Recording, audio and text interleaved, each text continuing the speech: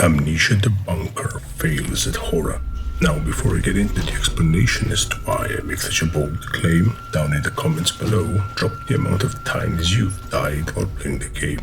I shall begin this review with a thing that seems to be most evident at fault, and that is the fuel system and the generator. The light serves no purpose. The message on the walls, a false promise of safety against a monster lurking in the dark. It comes regardless of how much gas you have in the tank or how much light you surround yourself with. However, that is not the problem. The light itself is an obsession, creating a habit for the player to keep the generator running whenever they have fuel. And this creates a problem for the game as it focuses the player's attention on this one singular, unimportant task.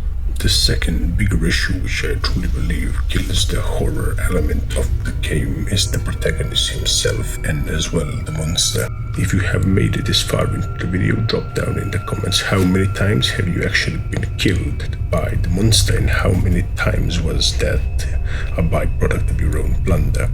Now, why I say this is because the monster in Amnesia, the bunker, is not a predator, it is not a stalker, it is not even a hunter. It is a vulture, a scavenger. You see, every time you throw a grenade at a door instead of a brick, or every time you shoot a padlock instead of using the bolt cutter, the monster comes to capitalize on your mistake. Because despite its claws and fangs and the shadows in which it hides, the monster is not your superior, nor is it your equal. It is in fact your lesser. And I say that it is your inferior for the very simple fact that since starting the game, since you first arrive at the hell that is the bunker, you are never unarmed. You always have a bullet or two in the chamber of your gun, regardless of the RNG of the game, and you always have a grenade or two in your back pocket. Now, some of you may argue that the monster is unkillable, it is invulnerable. All the people in the bunker tried to kill the beast and they failed, hence why you are the last remaining survivor. And although I agree with your theory, the monster is not invulnerable. A well-placed bullet or a good grenade throw can send Lambert back to the wall from whence he came, allowing you to freely pursue whatever you were doing before he arrived. In an off chance that by some cruel twist of fate you are robbed of your ammo and bombs, you can always use your trusted feet and run back to safety. The monster, sadly, is also much slower than the player, and with a quick wit and even quicker feet, you can simply outmaneuver it and flee. The creature eventually burrows its way into the only safe place you know, where you fill your generators, where you save your progress. But it matters not. By the time the monster finds where you hide, you are already too far ahead in the game. Probably owning the dynamite from the arsenal and the detonator from the Roman tunnels. You are too well armed as well as too elated by the fact that you are so close to ending and escaping this hell. You simply care not for the beast anymore, not seeing it as a threat, not seeing it as a problem, but just a pointless, empty obstacle for you to overcome. With a taste of liberty so close upon your lips as you trudge through the arena, the final stage of the game, you come to the final showdown with your beloved friend, now turned into a manic beast. You toy around with pathetic Lambert until you either run out of bullets and bombs or you are run out of interest in hopes of gaining a secret ending, which I have tried and failed because the bastard wouldn't pick up the rabbit. However, once your interest has died down, a well-placed grenade on the bridge while he chases after you, again unable to catch up, will send your once friend back to the dark depths from which you came, never to rise again.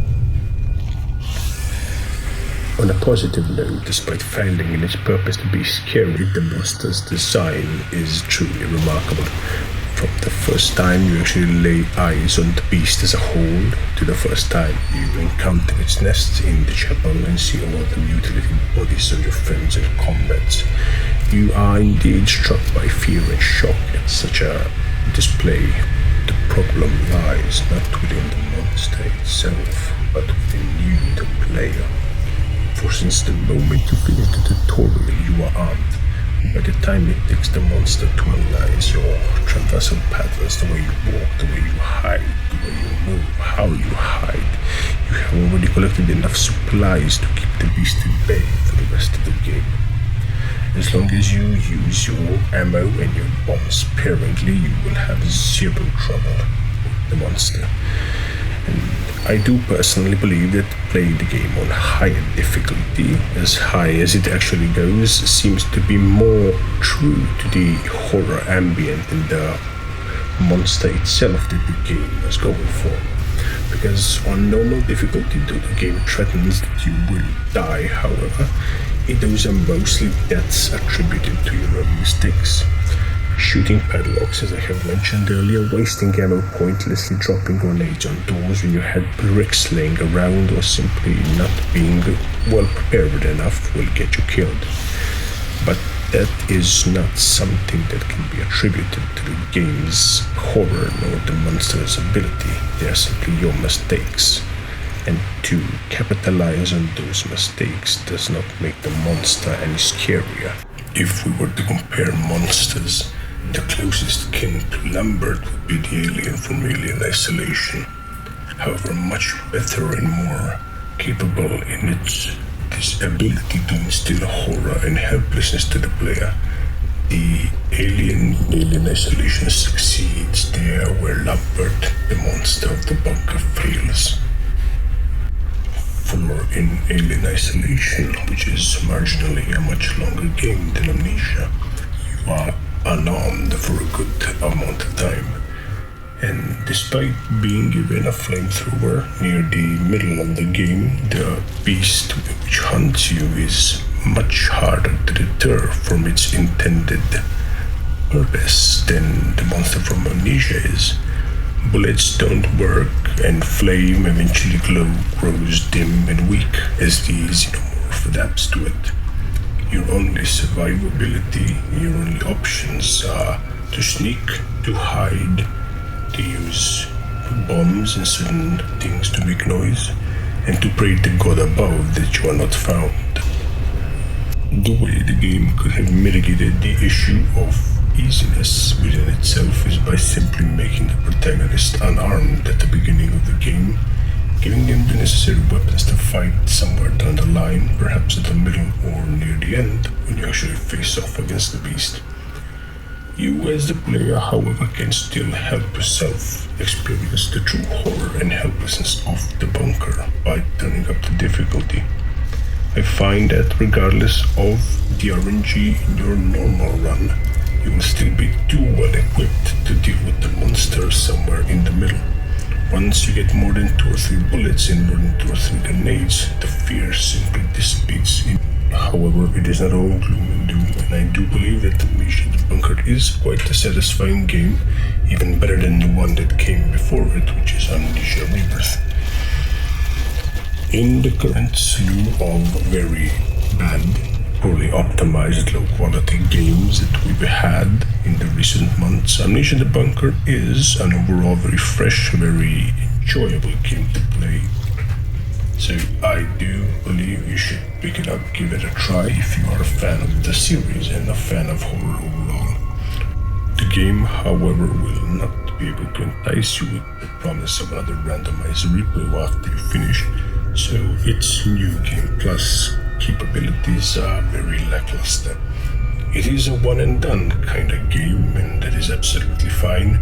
But if you are thinking that you can replay it multiple times and get a different ending or get a different experience without changing the difficulty, that would be very hard to expect.